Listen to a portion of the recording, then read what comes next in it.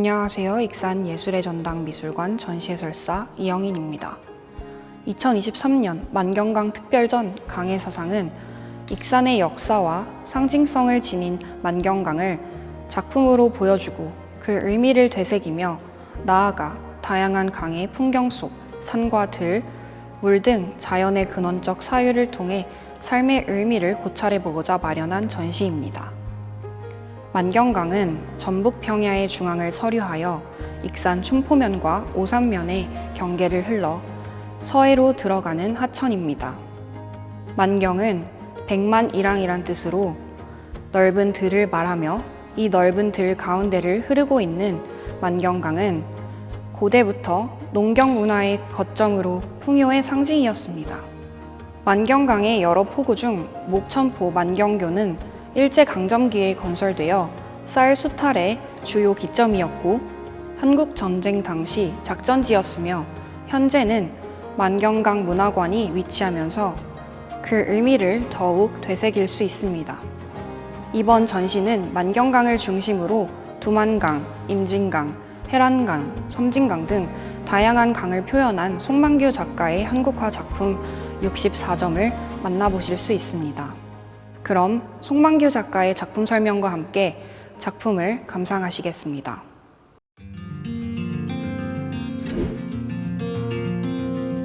네, 만경강은 그 호남평야의 한 중심을 흐르고 있는 그 젖줄이죠. 그래서 만경강 주변에 그 우리들의 삶하고 아주 밀접한 그런 관계성을 가지고 있습니다. 그래서 그 우리 또 역사하고도 아주 그 관련돼 있고요. 그 만경강은 특히나 그 생태 자연 환경이 아주 잘 보존돼 있는 그 수려한 곳이죠.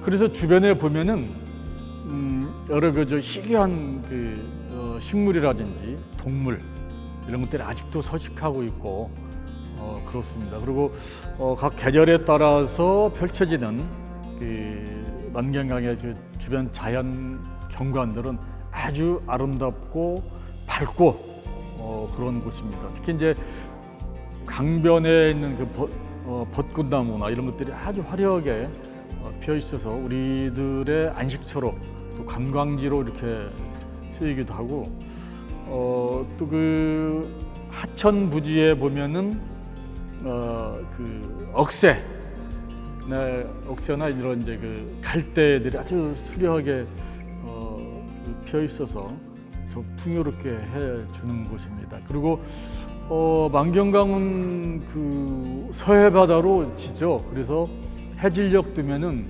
그 장면이 또한 아주 그 장관입니다. 이러한 곳을 이제 저는 이제 참 그 즐거이 찾아서 관찰하고 그랬던 곳입니다.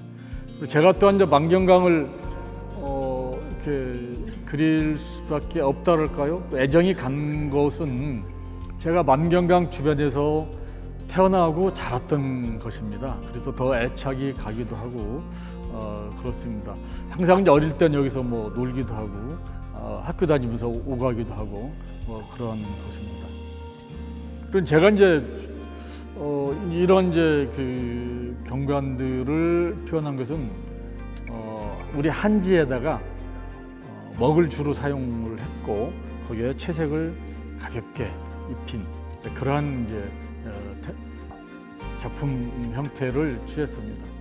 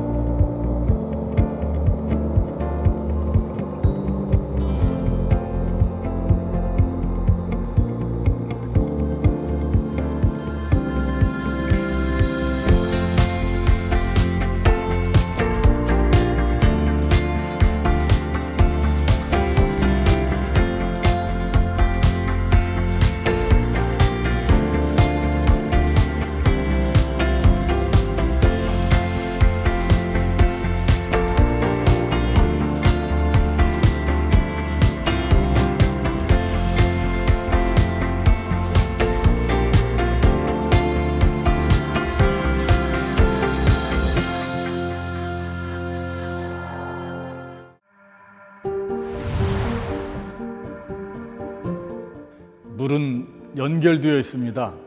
서로 경계하지 않죠. 여기에 있는 임진강도 그렇습니다.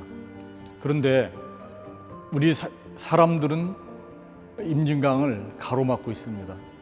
즉 그게 무슨 얘기냐 하면은 남북한이 서로 철조망으로 이 물들을 가로막고 있는 것이죠. 임진강을 가로막으면은 우리는 북쪽과 왕래할 수가 없는 형편이죠. 그래서 저는 이 임진강 철조망 밑에 갔을 때, 그리고 저쪽 강화도 끝에 있는 교동도로를 갔을 때 정말 찢어지는 아픔을 느끼면서 왔습니다. 참 안타까운 그런 우리 그 남북 현실이죠. 그런 걸 느끼면서 그런 아픔을 가지고 이 작품을 대하게 됐습니다.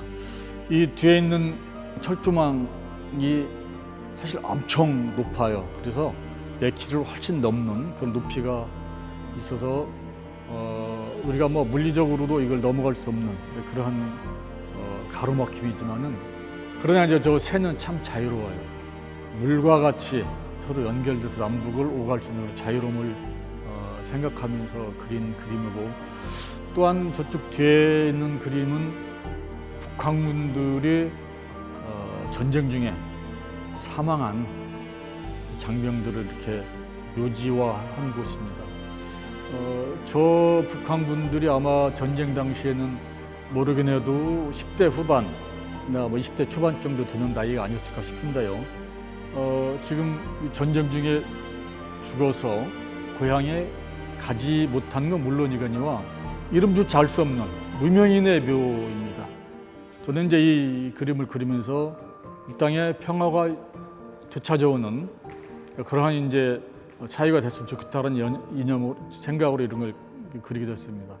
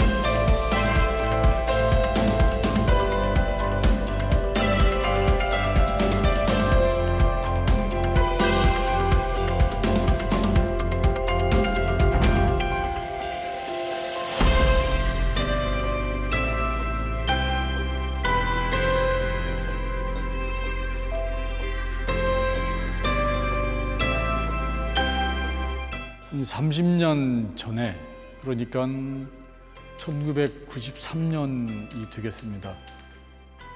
저를 강으로 처음 불러준 강이 이 섬진강입니다. 이 강을 표현하는 데는 주로 이제 부관법을 활용을 했습니다. 부관법이라면 이제 다 아시다시피 새가 공중에 날면서 비스듬하게 바라보는 그 모습이 되겠죠. 그러다 보니까 아무래도 이제 그 산 중턱에 가기도 하고 많이 오르내리기도 하고 이제 이러면서 이제 구도를 잡았는데, 그러다 보면 이제 뭐 계단식 논이라든지 산 중턱에서 그 흐르는 물을 발견하게 됐습니다. 그곳이 이제 섬진강인데요. 제가 이제 주로 이제 그 머물렀던 곳이 그 구담이나 구미리에 있었는데, 그 어느 조그마한 물줄기를 발견하게 됐습니다. 그 물줄기를 발견했는데 거기서 나는 물소리가 아주 여리지만 힘있고 그 미래지향적 희망적이라는 소리로 인식이 되게 되면서 아주 물에 대한 더 이렇게 애착 이게 깊어지고 그랬습니다. 근데 그 작은 물줄기가 또 여기저기 내려갈수록 보니까 또 다른 물줄기가 합쳐져 가지고 더 큰 줄기를 이루고 이러더라고요. 근데 이게 그냥 곧장 강으로 내려가는 게 아니라 강으로 내려가다가 그 어느 곳인가 이렇게 머물러요. 그 머문 곳이 즉 그 물을 필요로 한 곳들, 이를테면 메말랐다든지 갈증난다든지 이런 곳을 채워주고 보충해주면서 내려가는 걸 봤습니다. 그의 수도자가 오체투지를 하듯이 아주 낮은 자세로 이렇게 흐르는 거죠. 그 섬진강이 갖는 정말 빼어난 풍광, 대한민국 어느 강보다도 가장 아름답고 예쁜 강이라고 감히 말할 수가 있습니다. 그래서 섬진강을 떠나지 못하고 2002년도에는 섬진강에 숙식을 하면서 집중적으로 섬진강을 그렸던 것입니다.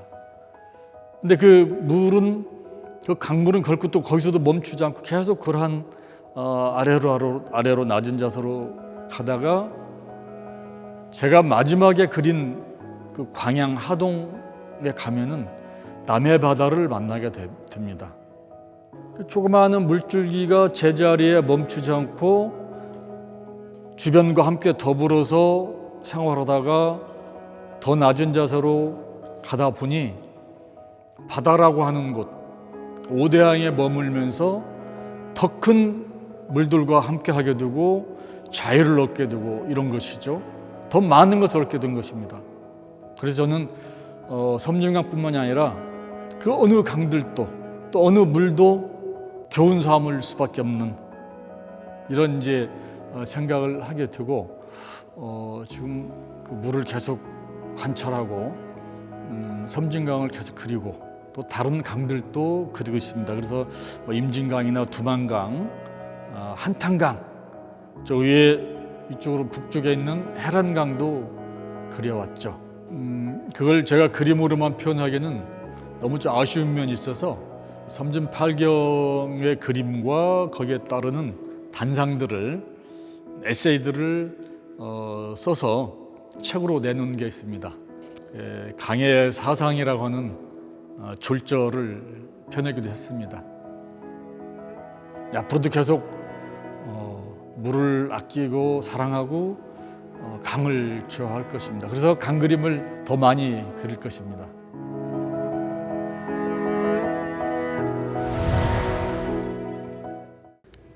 송만규 작가는 섬진강가에 정착하면서 강을 접하고 묵자를 만난 뒤엔 화가로서 강물을 드러내어 그 정신을 탐구했습니다.